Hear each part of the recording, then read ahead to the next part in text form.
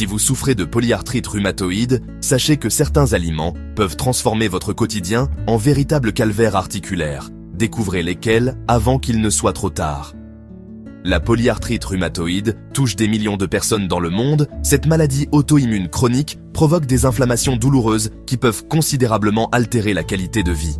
Bien que les traitements médicaux restent indispensables, l'alimentation joue un rôle crucial dans la gestion des symptômes inflammatoires. Certains aliments agissent comme de véritables déclencheurs d'inflammation, intensifiant les douleurs articulaires et la raideur matinale caractéristique de cette pathologie. L'alcool figure parmi les premiers responsables de l'aggravation des symptômes. Cette substance perturbe le système immunitaire en favorisant la production de cytokines pro-inflammatoires, ces messagers chimiques qui amplifient les réactions inflammatoires dans les articulations. L'alcool interfère également avec l'efficacité des traitements immunosuppresseurs prescrits pour la polyarthrite rhumatoïde. Une consommation même modérée peut réduire l'absorption des médicaments et provoquer des interactions dangereuses. Le foie, déjà sollicité par les traitements médicamenteux, subit une charge supplémentaire qui peut compromettre son bon fonctionnement. La déshydratation provoquée par l'alcool épaissit le sang et réduit l'apport en nutriments vers les tissus articulaires déjà fragilisés. L'éthanol perturbe également le sommeil profond, phase cruciale pour la régénération des tissus et la modulation de l'inflammation nocturne. Les viandes transformées constituent un autre groupe d'aliments particulièrement problématiques. Charcuterie, saucisses, jambon et autres produits carnés industriels contiennent des nitrates et des conservateurs chimiques qui stimulent la production de radicaux libres. Ces composés oxydants attaquent directement les tissus articulaires, aggravant l'inflammation et accélérant la dégradation du cartilage. La teneur élevée en sodium de ces produits favorise également la rétention d'eau, augmentant la pression dans les articulations déjà sensibles. Le processus de fumage et de salaison génère des composés nitrosés qui interfèrent avec la synthèse du collagène, protéines structurelles essentielles des cartilages. Les phosphates, ajoutés comme conservateurs, perturbent l'équilibre calcium-phosphore et peuvent fragiliser la structure osseuse périarticulaire. Les huiles végétales riches en oméga 6 représentent un piège nutritionnel souvent ignoré. Huile de tournesol, de maïs, de soja et de cartame déséquilibrent le rapport oméga 6 sur oméga 3 dans l'organisme. Cet déséquilibre favorise la synthèse d'acides arachidoniques, précurseurs de molécules fortement pro-inflammatoires comme les prostaglandines et les leucotriènes. Ces médiateurs chimiques intensifient directement les douleurs articulaires et prolongent les phases d'inflammation aiguë. L'extraction industrielle de ces huiles implique l'utilisation de solvants chimiques dont les résidus peuvent persister dans le produit final. Ces contaminants perturbent le métabolisme des acides gras essentiels et amplifient les réactions inflammatoires. Si vous appréciez ces conseils et souhaitez découvrir davantage de stratégies naturelles pour améliorer votre santé, n'hésitez pas à vous abonner à notre chaîne et à activer la cloche de notification. Votre soutien nous permet de continuer à partager des informations précieuses pour votre bien-être. Les produits laitiers riches en matières grasses méritent une attention particulière. Fromages affinés, crème fraîche et lait entier contiennent des protéines spécifiques, comme la caséine, qui peuvent déclencher des réactions immunitaires chez certaines personnes sensibles. Ces protéines sont parfois reconnues comme étrangères par le système immunitaire, provoquant une inflammation systémique qui se répercute sur les articulations. Les acides gras saturés présents en abondance dans ces produits stimulent également la production de cytokines inflammatoires. La fermentation fromagère peut générer des amines biogènes comme l'histamine qui amplifient les réactions inflammatoires locales. Les hormones de croissance et les antibiotiques utilisés dans l'élevage industriel s'accumulent dans les produits laitiers et perturbent l'équilibre immunitaire. L'intolérance au lactose, fréquente chez l'adulte, provoque une inflammation intestinale chronique qui se propage vers les articulations par voie systémique. Les sucres raffinés et les édulcorants artificiels perturbent profondément l'équilibre métabolique. Saccharose, glucose, fructose industrielle provoquent des pics glycémiques qui déclenchent la libération d'insuline et de facteurs de croissance pro-inflammatoires. L'aspartame, la saccharine et autres substituts chimiques altèrent la composition du microbiote intestinal. Cette modification de la flore bactérienne influence directement l'activité du système immunitaire. Un microbiote déséquilibré favorise la perméabilité intestinale, permettant aux toxines de passer dans la circulation sanguine et d'aggraver l'inflammation articulaire. Le fructose industriel se métabolise différemment du fructose naturel des fruits générant des produits de glycation avancés qui s'accumulent dans les tissus conjonctifs. Ces composés rigidifient les structures articulaires et amplifient les signaux douloureux. La consommation excessive de sucre perturbe également la production de leptine, hormone qui régule l'inflammation et le métabolisme énergétique. Les aliments frits et les graisses trans représentent une catégorie particulièrement néfaste. Beignets, frites, nuggets et pâtisseries industrielles contiennent des lipides modifiés chimiquement qui s'accumulent dans les membranes cellulaires. Ces graisses dénaturées altèrent la fluidité membranaire et perturbent les mécanismes de communication cellulaire, amplifiant les signaux inflammatoires.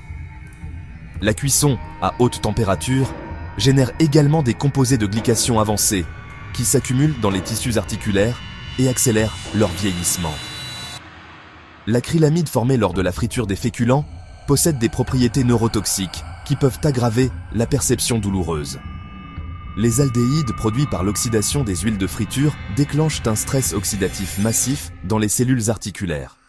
La réutilisation des huiles de friture multiplie la concentration de ces composés toxiques. Le gluten pose des problèmes spécifiques chez les personnes prédisposées. Cette protéine présente dans le blé, l'orge et le seigle peut déclencher une réaction immunitaire croisée chez certains patients atteints de polyarthrite rhumatoïde. Les anticorps dirigés contre le gluten peuvent également s'attaquer aux tissus articulaires par mimétisme moléculaire, un phénomène d'auto-immunité qui aggrave la destruction cartilagineuse. L'inflammation intestinale causée par la sensibilité au gluten se propage par voie sanguine vers les articulations distantes. Les lectines présentes dans les céréales contenant du gluten peuvent franchir la barrière intestinale et déclencher des réactions inflammatoires systémiques. La zonuline, protéine libérée en réponse au gluten, augmente la perméabilité intestinale et favorise le passage d'antigènes alimentaires dans la circulation. Cette hyperperméabilité maintient un état d'activation immunitaire chronique particulièrement délétère pour les patients arthritiques. La caféine en excès stimule la production de cortisol. Cette hormone du stress module l'activité du système immunitaire de façon imprévisible. Chez les personnes atteintes de polyarthrite rhumatoïde, un taux de cortisol élevé peut paradoxalement aggraver l'inflammation articulaire. La caféine interfère également avec l'absorption du calcium et du magnésium, deux minéraux essentiels pour la santé osseuse et articulaire. La déshydratation, provoquée par l'effet diurétique de la caféine, réduit la viscosité du liquide synovial, diminuant ses propriétés lubrifiantes. L'adénosine, neurotransmetteur anti-inflammatoire naturel, voit son action bloquée par la caféine, supprimant ainsi un mécanisme protecteur important. La théophyline présente dans le thé et le chocolat amplifie ses effets en synergie avec la caféine. La consommation tardive de caféine perturbe les cycles de sommeil profond, phase cruciale pour la réparation tissulaire nocturne. Les légumes de la famille des solanacées suscitent des débats dans la communauté scientifique. Tomates, aubergines, poivrons et pommes de terre contiennent des alcaloïdes comme la solanine qui peuvent théoriquement aggraver l'inflammation chez les personnes sensibles. Bien que les preuves scientifiques restent limitées, certains patients rapportent une amélioration de leurs symptômes après élimination de ces aliments. Les alcaloïdes interfèrent avec l'activité de la cholinestérase, une enzyme impliquée dans la régulation de l'inflammation neurogène. La capsaïcine des piments peut initialement provoquer une inflammation locale avant d'exercer ses effets anti-inflammatoires à long terme. La tomatine présente dans les tomates vertes possède une structure moléculaire qui peut mimer certains antigènes articulaires. Les glycoalcaloïdes s'accumulent dans les tissus adipeux et peuvent exercer leurs effets pro-inflammatoires de façon retardée. Le glutamate monosodique, exhausteur de goût omniprésent dans l'alimentation industrielle, stimule excessivement les récepteurs nerveux. Cette suractivation peut amplifier la perception douloureuse et maintenir un état d'hyperexcitabilité du système nerveux central. Le glutamate favorise également la libération de substance P, un neurotransmetteur impliqué dans la transmission des signaux douloureux. Les plats préparés, soupes instantanées et assaisonnements industriels contiennent souvent des quantités importantes de ce composé. L'acide glutamique libre traverse plus facilement la barrière hémato-encéphalique que celui lié aux protéines naturelles. Cette forme libre peut déclencher une excitotoxicité neuronale qui amplifie les voies de transmission de la douleur. Les récepteurs NMDA du glutamate sont également impliqués dans les mécanismes de sensibilisation centrale à la douleur. Les céréales raffinées, appauvries en fibres et en micronutriments, provoquent des fluctuations glycémiques importantes. Pain blanc, pâte classique, riz blanc déclenchent une cascade inflammatoire similaire à celle des sucres simples. L'absence de fibres accélère l'absorption des glucides et amplifie la réponse insulinique. Cette hormone favorise la conversion des glucides en acides gras pro-inflammatoires. Les céréales raffinées sont souvent enrichies en acide folique synthétique qui peut interférer avec le métabolisme des folates naturels. Le processus de raffinage élimine le germe et le son, qui contiennent la majorité des composés anti-inflammatoires naturels. L'index glycémique élevé de ces aliments favorise la glycation des protéines articulaires, processus qui rigidifie les structures cartilagineuses. La vitesse d'absorption rapide perturbe également la production d'hormones gastro-intestinales régulatrices de l'inflammation. La viande rouge consommée en excès apporte des quantités importantes de fer héminique et d'acide arachidonique. Le fer en excès catalyse la formation de radicaux libres qui endommagent les tissus articulaires et accélèrent les processus dégénératifs. L'acide arachidonique, précurseur direct des prostaglandines inflammatoires, s'accumule dans les phospholipides membranaires des cellules articulaires.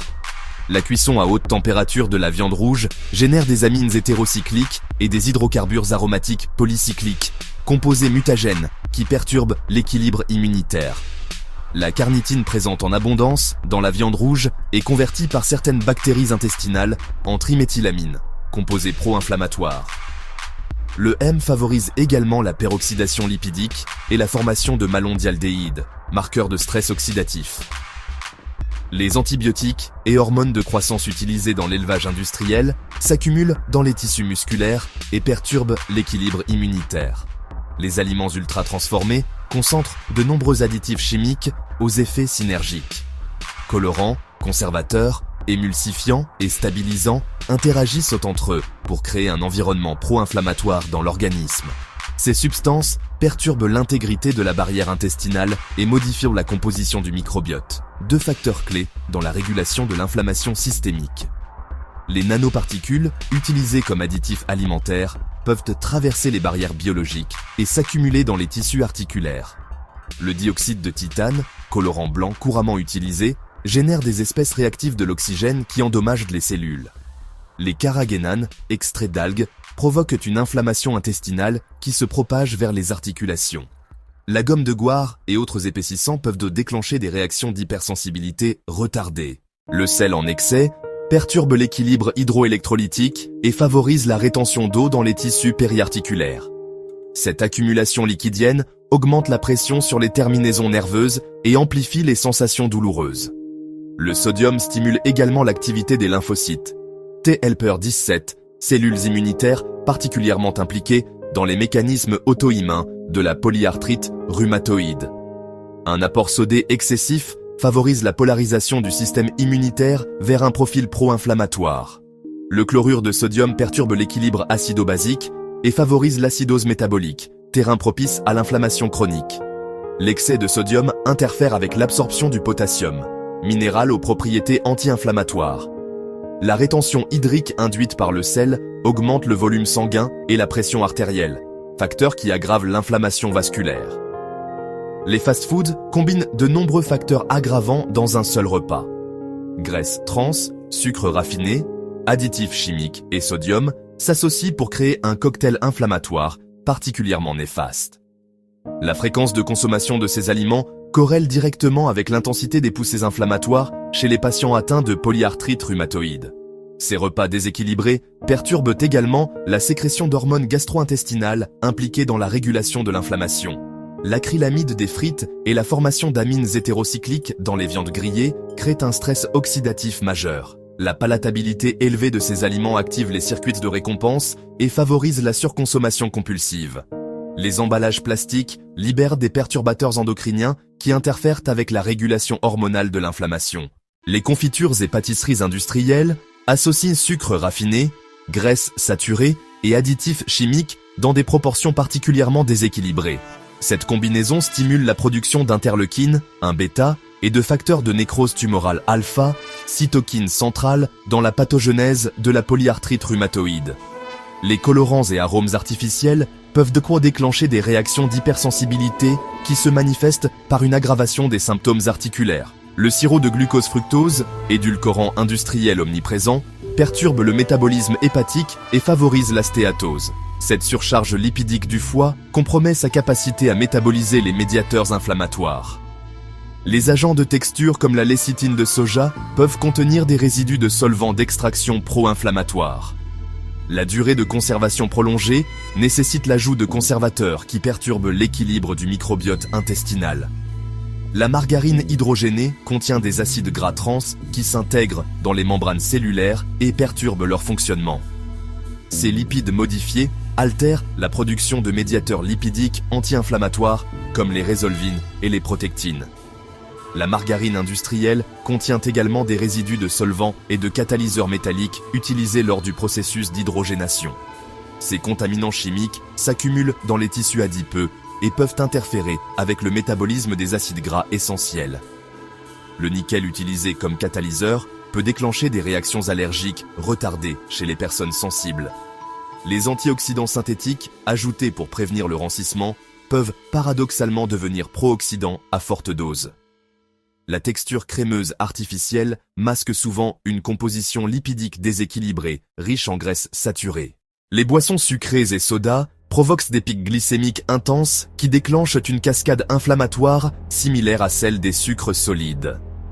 L'acide phosphorique présent dans de nombreuses boissons gazeuses chélate le calcium et le magnésium, compromettant la reminéralisation osseuse.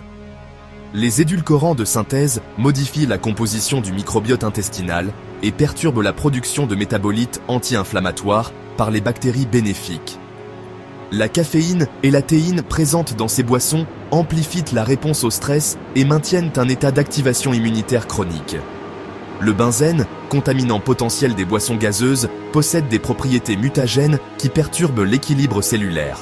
Les colorants artificiels comme le rouge allura peuvent déclencher des réactions pseudo-allergiques chez les personnes sensibles.